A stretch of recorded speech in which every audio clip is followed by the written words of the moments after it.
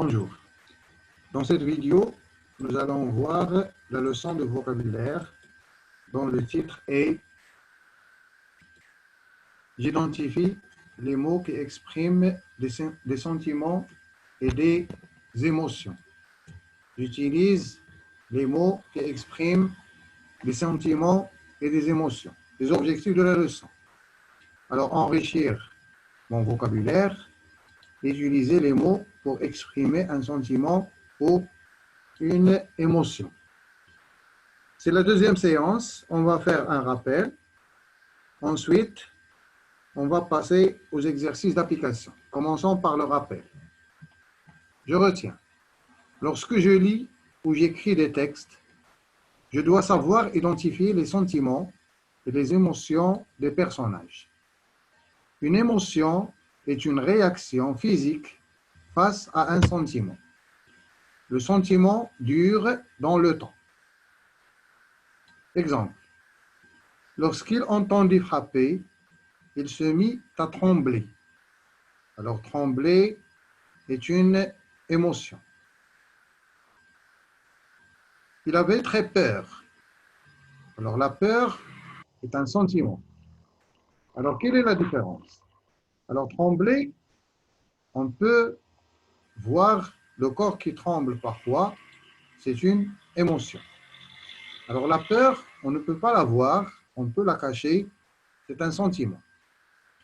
Pour exprimer un sentiment ou une émotion, comme la joie, je peux utiliser des noms, la gaieté, l'allégresse, des verbes comme rire, s'amuser, jubiler, ou des adjectifs comme heureux, jovial, enchanté, etc. Passons à l'application maintenant. Exercice 1. Indique les mots qui expriment un sentiment. Alors, nous avons des séries de mots. Alors, dans chaque série, il y a des mots qui expriment un sentiment. Par exemple, on va commencer par la série 1. Je vais vous donner un exemple et c'est à vous de faire les autres exercices. Nous avons les mots la tendresse, la poursuite, la haine, la satisfaction. Alors, si on prend la tendresse, alors la tendresse est un mot qui exprime un sentiment. Mais la poursuite, c'est une action. Ce n'est pas un sentiment du tout. Ce n'est pas une émotion, ce n'est pas un sentiment du tout. Alors la haine aussi, c'est un sentiment. La satisfaction est un sentiment. Mais la poursuite, c'est une action. Ce n'est pas un sentiment. Alors vous faites la même chose pour les autres séries de mots. Exercice 2. Utilise chacun des adjectifs dans une phrase. Alors nous avons soucieux, et ce sont bien sûr des sentiments et des émotions. Soucieux, contrarié, écœuré, émerveillé. Vous pouvez utiliser le dictionnaire dans cet exercice. Je vais vous donner un exemple. Alors,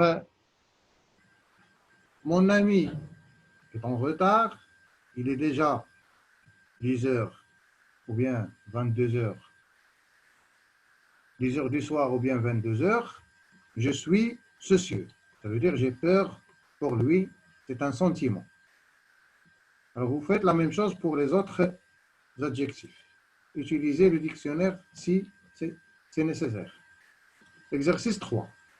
Souligne l'émotion exprimée par chacune des expressions. Par exemple, avoir les larmes aux yeux, est-ce que c'est une émotion du chagrin, ou bien c'est la peur, ou bien c'est la joie? Alors, la peur, on ne peut pas avoir les larmes aux yeux si on a le sentiment de la peur, ni de la joie, mais le chagrin, si. Alors, vous allez faire la même chose pour les autres expressions. Passons à l'exercice 4.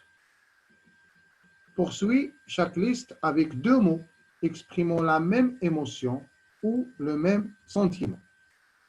Alors, par exemple, nous avons affolé, apeuré. Alors, nous allons ajouter des mots qui expriment le même sentiment ou bien la même émotion.